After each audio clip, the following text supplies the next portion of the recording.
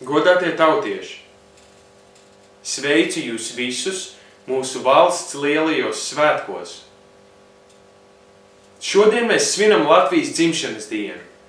Dienu, kas noteica, kāda mēs kā cilvēki un kā tauta esam jau gandrīz gadsimtu. Joprojām pēc visiem šiem gadiem mēs apbrīnā varam lūkoties uz drosmīgajiem valsts vīriem, Latvijas dibinātājiem, kas cēlās un riskēja ar visu, lai Latvija varētu būt brīva valsts. Pirms 94 gadiem Nacionālā teātrī savā uzrunā pirmais Latvijas valsts ministru prezidents Kārlis Ulmanis teica: Darbs nebūs viegls, bet mani stiprina apziņa par Latvijas tautas spēku, izturību un ciešu apņemšanos novest iesākto līdz galam. Šodien mēs esam pateicīgi tautiešiem, kas caur gadu desmitiem šiem vārdiem ir piešķīruši jēgu, ziedojot savas dzīves Latvijas celšanai. Nevērtēsim Latvijas neatkarību par zemu, jo par to dārgi ir samaksāts. Daudz ir krituši, lai Latvija būtu brīva.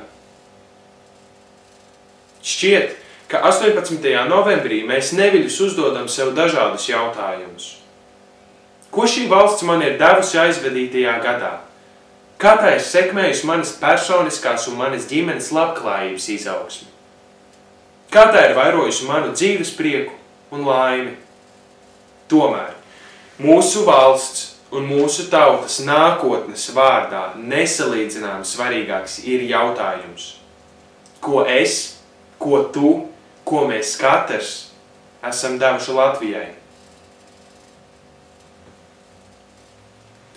Vārdi, ko Kārlis Ulmanis teica Latvijas neatkarības proklamēšanas dienā, ka darbs Latvijas celšanai nebūs viegls, ir dzīvi šodien. Katram ir jāpieliek sava roka pie tā, lai darītu mūsu dzimteni par plaukstošu zemi. Darīsim savu darbu godprātīgi, Latvijas godam. Iesim uz priekšu ar paceltu galvu, ar ticību Latvijas nākotnē. Atbalstīsim citu un palīdzēsim tiem, kuriem tas visvairāk vajadzīgs. Paldies visiem, kas šajā dienā Latvijai vēl labu un kuri domās un lūgšanās ir par tās nākotni. Dievs svētī Latviju!